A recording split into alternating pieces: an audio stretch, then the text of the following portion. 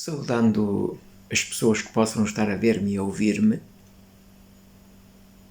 faço uso daquilo que poderia chamar nota introdutória, referindo-me à qualidade que eu gostaria que o vídeo tivesse e que não tem. E que não tem por escassez de recursos, por um lado, e por escassez do meu conhecimento sobre ferramentas tecnológicas, por outro, uma vez que nesse âmbito a minha capacidade se situa ao nível do que é básico. Cheguei a questionar-me sobre se valeria a pena avançar para a corporização do projeto,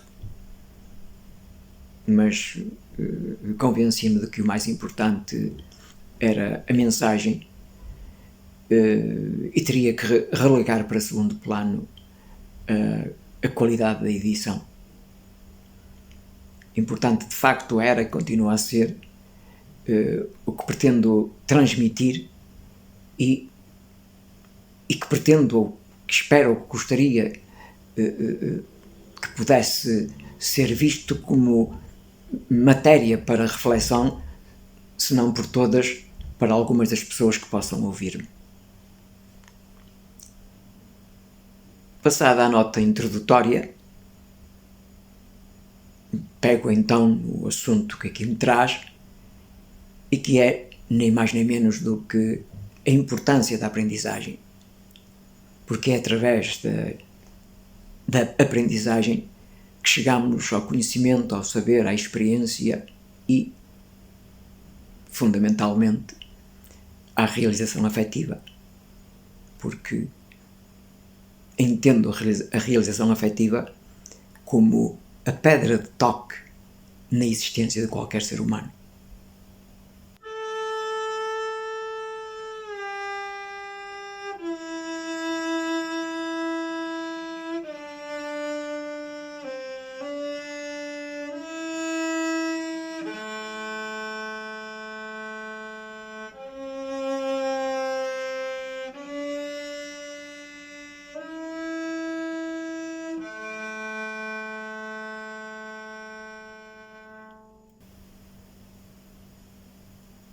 Os tempos em vigor não são animadores.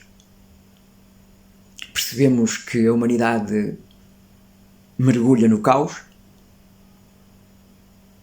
e que esse caos, no meu entendimento, resulta do desaparecimento da vontade de aprender. O laxismo instalou-se, o acessório na coluna das prioridades ultrapassou a essência.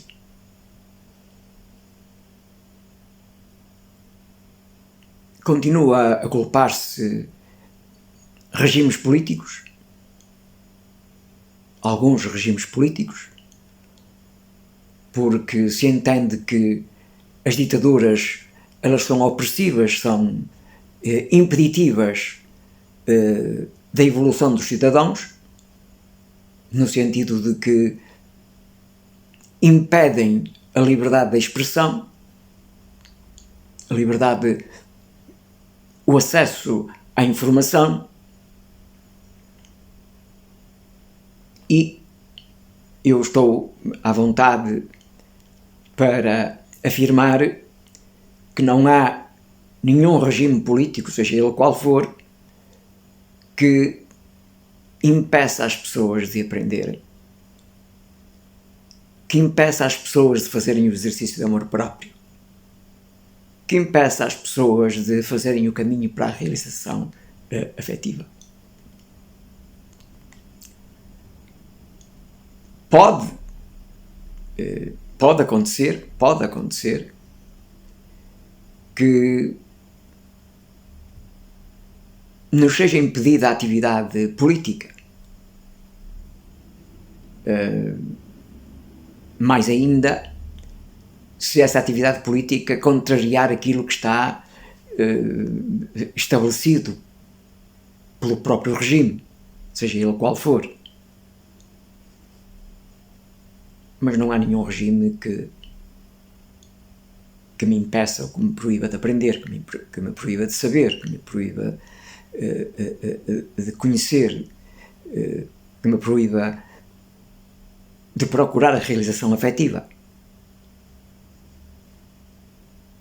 É que quando eu falo de aprendizagem, de conhecimento, de saber, de experiência e de realização afetiva, eu não estou a pensar em atividade política. Estou a pensar na necessidade de cada um por si fazer esforço para adquirir conteúdo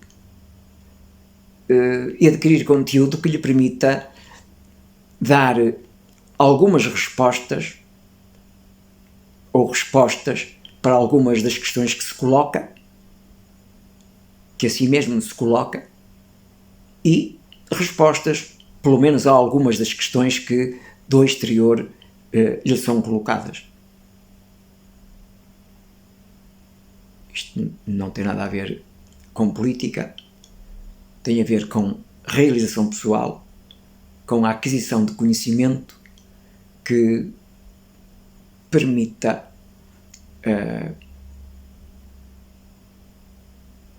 o cultivo do amor próprio.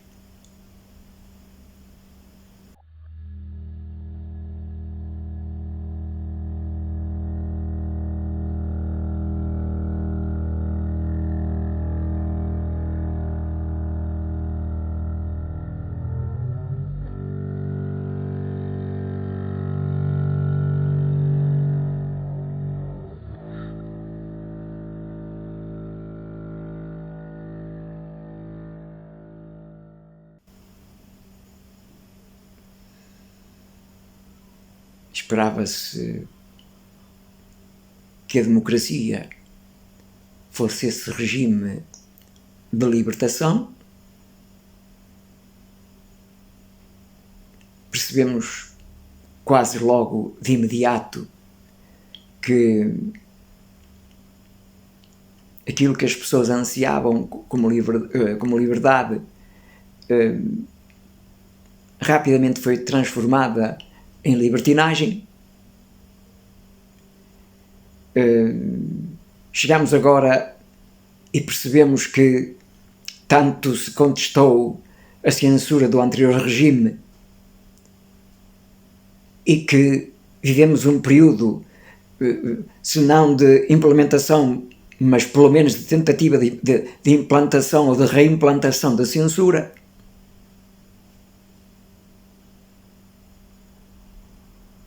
Porque naquilo que mais se tem salientado o regime democrático é pela abertura, pelo escancarar dos portões à passagem das hordas de medíocres.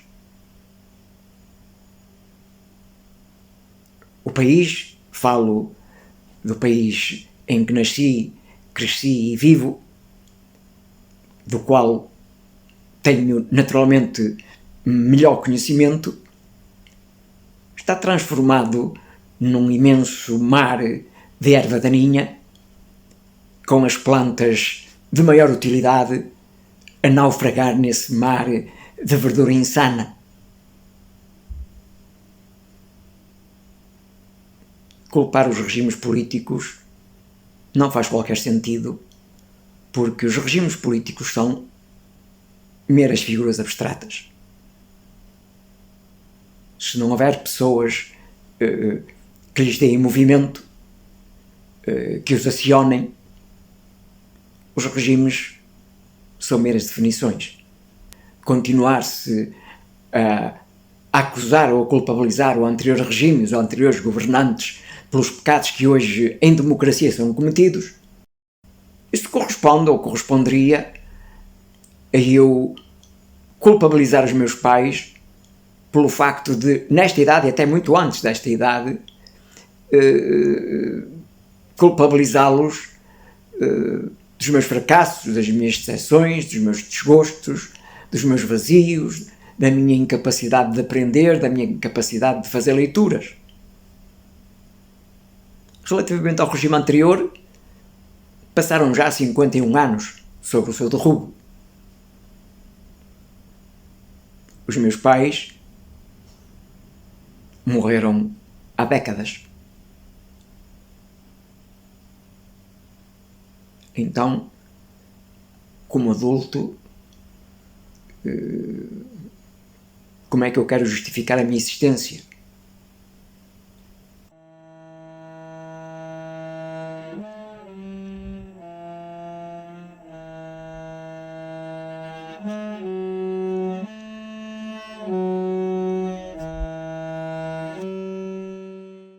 A questão não se coloca unicamente em termos de país.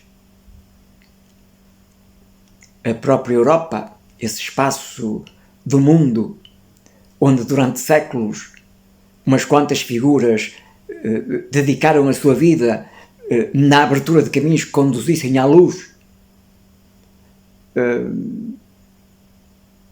Acontece que essa caminhada foi interrompida, mas foi invertida. Ao fim de séculos a forçar a evolução, surge agora um tempo em que, sem qualquer esforço, se deu início ao processo de involução. Aquilo que muita gente designa, e bem, retrocesso civilizacional.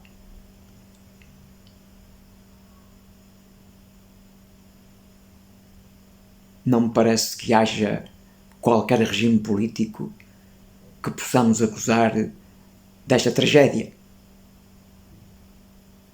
Porque a haver alguém ou alguma coisa que possa ser acusada, essa acusação só pode recair sobre pessoas, porque sem pessoas que tenham capacidade de decisão e de influência, os regimes não existem.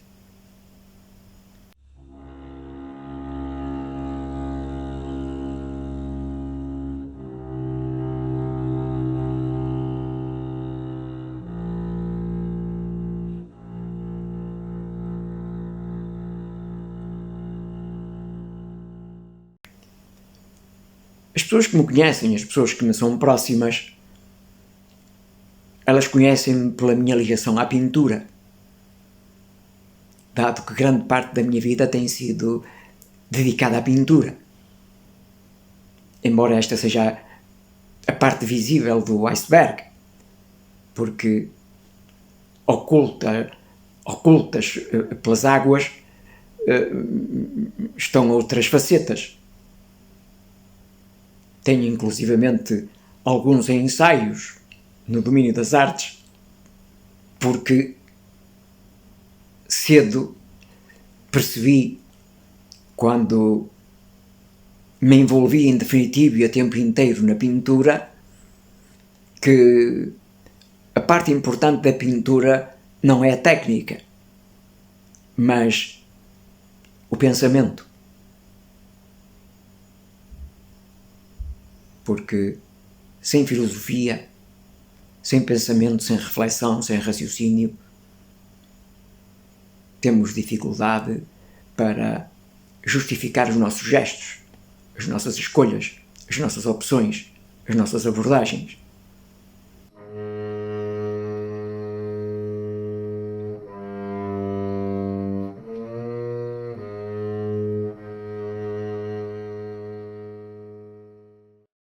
Aqui há uns anos atrás decidi aprender a tocar violoncelo.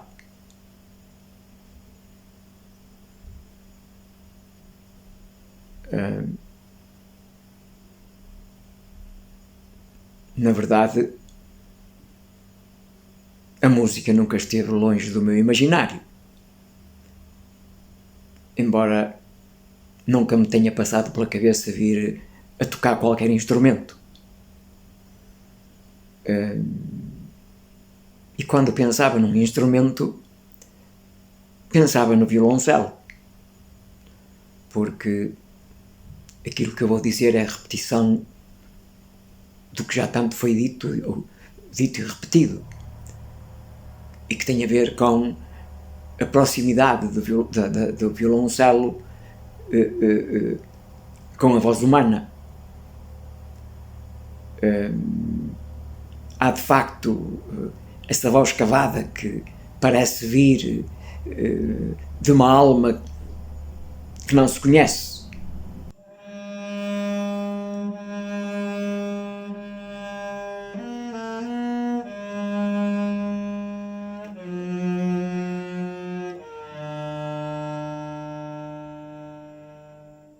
As pessoas poderão perguntar-me, mas onde é que eu penso, com a idade que aparento, onde é que eu penso poder chegar com o violoncelo? Onde é que eu penso poder, o que é que eu penso poder fazer com o violoncelo? A que nível, ou que nível poderei atingir? Claro que a resposta é fácil, na medida em que não tenho para o violoncelo, ou não disponho para o violoncelo, do tempo de que dispus para a pintura.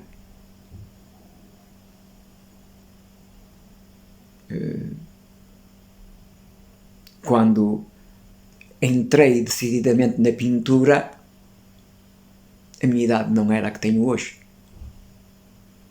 E, portanto, o meu futuro tornou-se mais curto. O tempo que tenho à minha frente, muito ou pouco, será sempre menor, muito menor, do que aquele que já vivi.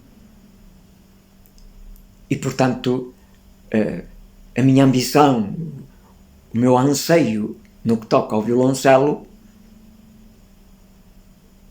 é um posicionamento sem compromisso. É ir até onde puder ir, sabendo que a pintura é o que está em primeiro lugar. Porque não posso correr o risco de hipotecar-me ao violoncelo, não chegando nunca a ser ou ouvir-me como gostaria de me ouvir, e, de repente, olhar para a pintura, para o que pudesse fazer em termos de pintura, e perceber que as minhas capacidades enquanto pintor, tal como a areia, fugiu por entre os dedos. Ora, quando alguém quer fazer alguma coisa de jeito, alguma coisa que justifique olhar-se ou ouvir-se, isso implica a dedicação por inteiro. Não se consegue chegar a patamares elevados dedicando apenas a nossa atenção em intervalos. Isso não é possível.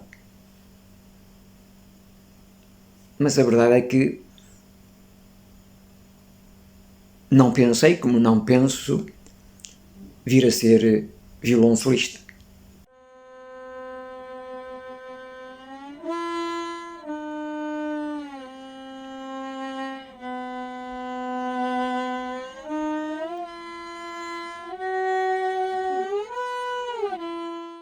Como sou uma pessoa de solilóquios, porque é nos solilóquios que encontro respostas para algumas das questões que me coloco e para algumas das questões que me são colocadas,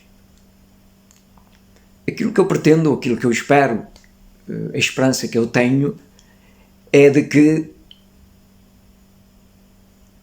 dentro do tempo que ainda tenha, conseguir extrair do violoncelo sons com os quais eu possa estabelecer um diálogo, que possa, ou seja, eu ter no violoncelo uma forma de me ouvir. Não quero mais do que isso. Não devo querer mais do que isso. Posso ser surpreendido pela positiva? Admito. Porque, mais do que de ciência, sou pessoa de intuição, e como não é a primeira vez que me surpreendo, admito todas as possibilidades, mas assim, a frio, não posso alimentar grandes ambições, grandes sonhos.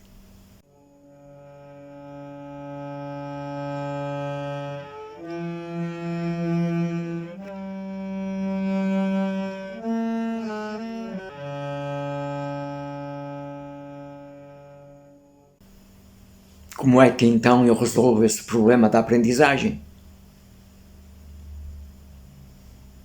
O método é o mesmo que utilizei para a pintura. Já em vários contextos eu disse e escrevi que sou autodidata, porque, embora eu tenha frequentado a escola, não uma escola em que tratasse de pintura, mas ao fim de algum tempo percebi que se eu queria chegar a algum lado, e quando eu digo chegar a algum lado, pegando nas cordas da filosofia, eu teria que abandonar a escola. Por perceber que, como burro, eu teria que escolher a minha própria palha. E então atirei-me ao terreno, fiz o que achei que podia fazer,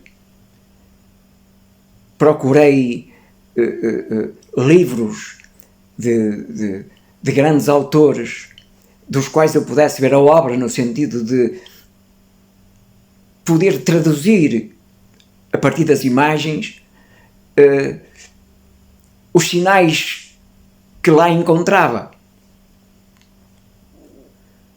Mais tarde, no meu primeiro ateliê, e na extinta Galeria da Praça, apareceu uma exposição de impressionistas russos, exposição patrocinada pela Corticeira Amorim.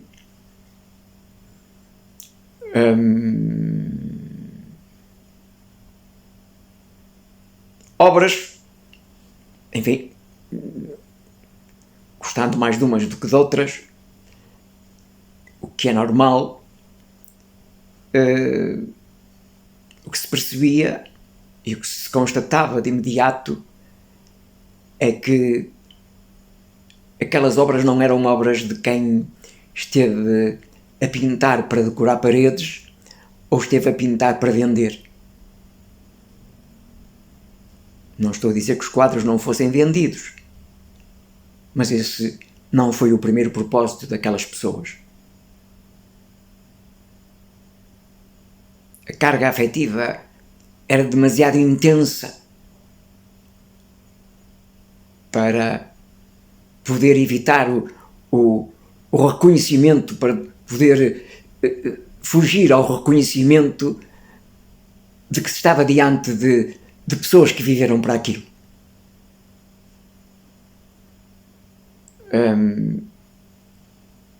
Na altura, em paralelo, havia lá livros de pintores russos à venda. Folhei alguns e pude encontrar um livro do Ilya Repin, outro do Valentin Serov e outro do Isaac Levitin. Os dois primeiros foram os que mais me seduziram, mas acabei por comprar os três. E durante alguns anos andei à volta do Ilya Repin e do Valentin Serov porque impressionou-me a força da sua pintura. E eu queria saber como é que eu poderia aspirar aquela força e impregnar a minha pintura dessa mesma força.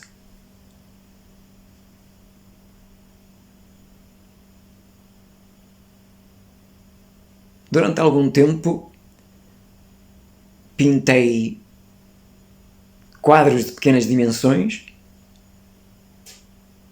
temas meus,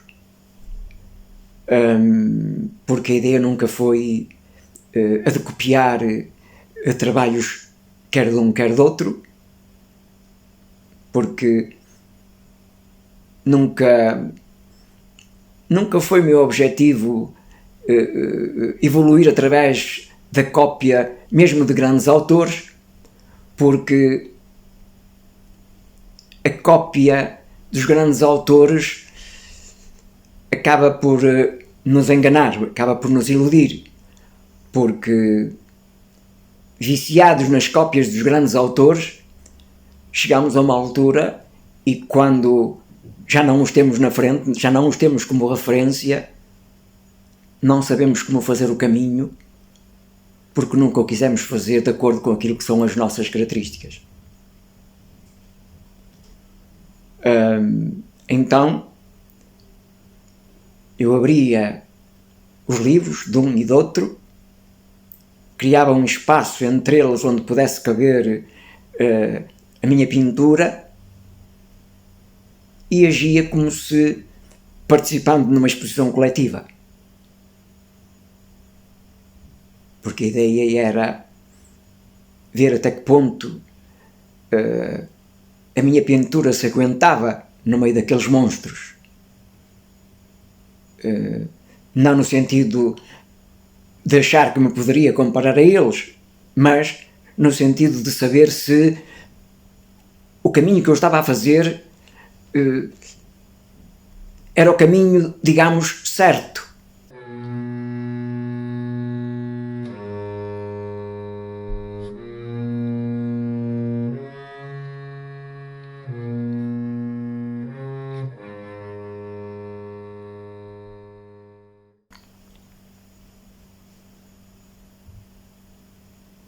Com o violoncelo, o processo repete-se. Eu sei que não tenho paciência para a aprendizagem pelos métodos clássicos, porque treinar, fazer exercícios, sabendo que não passam daquilo de exercícios. Eu gosto de jogar para perder ou ganhar. Então o que eu fiz foi entrar na internet, procurar vídeos dos grandes violoncelistas. Um deles já o conhecia há bastantes anos, já o tinha visto na Gulbenkian, onde lá fui para ver o seu concerto. Falo do Misha Maisky, estamos a falar de 1997. Mas entretanto apareceram outros valores, pessoas mais jovens, virtuosos por excelência, e refiro aqui dois que são dos que mais tenho seguido, embora o Misha Maisky continue a ser uma referência para mim, mas falo do Lukas Ulick e do Hauser. Embora no que se refere aos asiáticos, aparecem violoncelistas como violinistas que são o fim do mundo. Há autores de grande nível, de nível insuspeito, que eu também vejo, mas eu tive sempre uma certa dificuldade, mesmo em jovem, para memorizar nomes, e agora é natural que essa dificuldade seja um pouco maior, a não ser que haja uma nuance qualquer a que a minha memória se agarre para fixar, para memorizar o nome. Mas não é pelo facto de eu não memorizar os nomes que eles deixam de ter a qualidade que lhes reconheço. Ao mesmo tempo que assistia aos seus desempenhos, às suas performances, eu queria ver violoncelistas diferentes executar a mesma peça, para perceber se a executavam da mesma forma e se, inclusivamente, se respeitavam os mesmos tempos. E não é assim. Não é assim porque, inclusive, devido nos casos em que eles têm talento compositivo, eles próprios, sobre peças já mais que antigas, fazem os seus próprios arranjos e ou acrescentam-lhes ou tiram-lhes algumas partículas no sentido de as enriquecer aos seus olhos ou no seu entendimento. Mas para que é que eu queria saber isso? Porque preciso de saber qual é a minha liberdade. Se os 4 dedos, que por norma têm lugares na escala que lhes são correspondentes, se eles têm mesmo que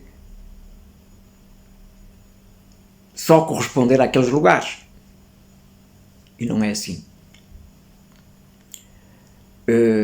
Eu queria saber, e quis, e quero, e continuo a querer saber, como é que se consegue aquela sonoridade, como é que se consegue a naturalidade, aquela naturalidade no desempenho.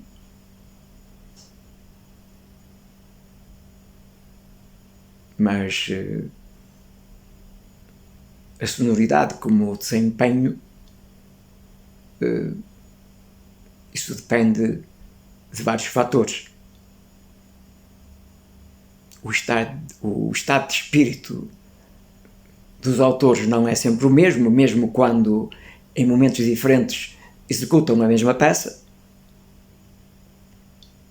De violoncelo para violoncelo, e porque cada um tem as suas características e portanto tem a sua própria sonoridade. As cordas têm a sua influência, porque há cordas e cordas. O próprio arco, a própria atmosfera, as condições acústicas da sala.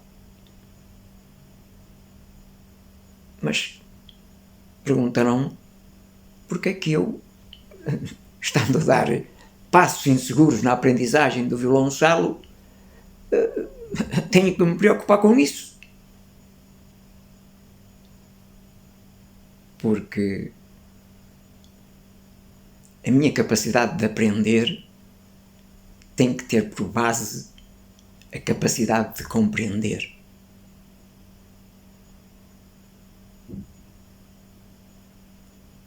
E eu, para saber até onde é que posso ir, ou para decidir se vale a pena continuar o esforço, eu tenho que saber, em função do que apreendo, do que observo, se vale a pena insistir. Eu, por exemplo, mesmo que fosse pessoa de começar por aprender através de um método qualquer, eu nunca me submeteria a esse método sem antes eu próprio, sozinho com o violoncelo, saber se a intuição, se a minha predisposição justificava eu estar a perder o meu tempo com um projeto, com um processo qualquer. Não faz sentido. Não faz sentido eu submeter-me a um método de aprendizagem sem antes saber o que esperar de mim. Que luzinha por mínima é que existe que justifique eu atirar mais coisas. E portanto o que eu fiz e o que eu faço é, naquelas peças que me seduzem, ou daquelas peças que me seduzem, eu tentar interpretá-las, podendo parecer isto loucura, porque, de facto, não as posso interpretar como elas deveriam ser interpretadas e como eu próprio gostaria de as interpretar. Porque não consigo extrair do violoncelo as sonoridades que eu sei que podem ser extraídas, mas para as extrair eu não tenho ainda, pelo menos, essa capacidade.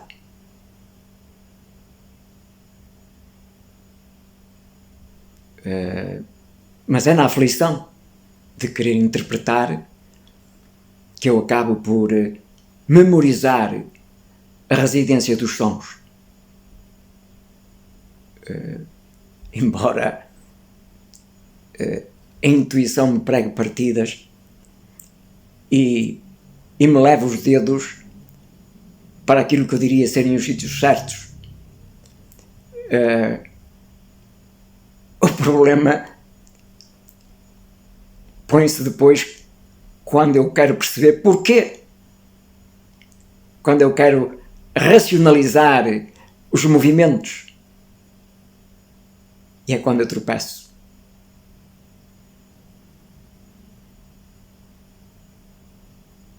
Bem, claro que alguém perguntará, nesta altura, o que é que este indivíduo com esta idade, já o disse atrás, mas repito, está à espera de conseguir com o violoncelo?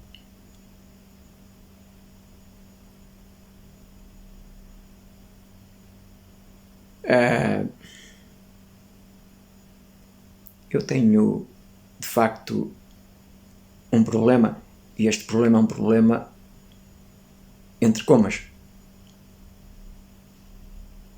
que é já ter passado dos 70 e continuar na idade dos porquês. Contra o que não posso fazer nada e, muito sinceramente, não quero, porque mesmo que eu quisesse, não poderia, porque ninguém consegue sobrepor-se à sua natureza.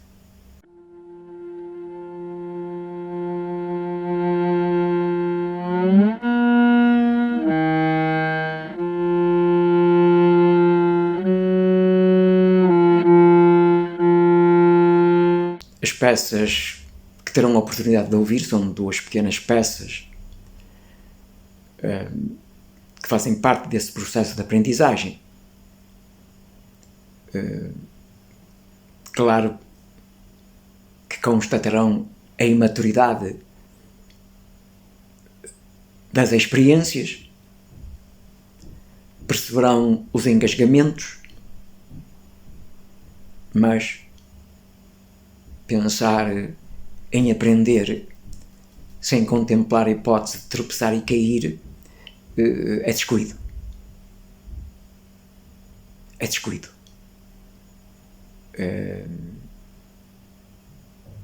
Espero vir a melhorar com o tempo e poder, como penso que eu disse atrás, poder ouvir-me de uma forma que, apesar de tudo, sem chegar ao virtuosismo, me contente. Como fim de discurso, a mensagem em síntese que eu quero passar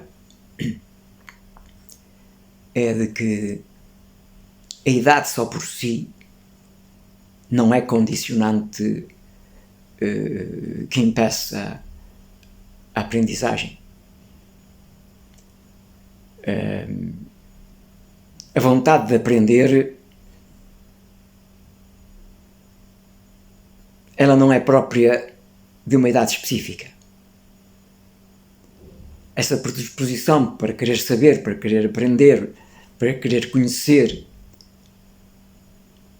ela vem do útero. Ela faz parte da estrutura genética.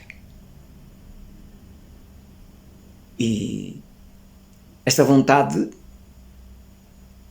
ela não é adquirida numa determinada idade, aos 30, aos 40, aos 20. Ela manifesta-se logo em criança, pela curiosidade da criança. E essa criança curiosa, ela será curiosa pela vida fora. E será curiosa até que se extinga o seu tempo de existir.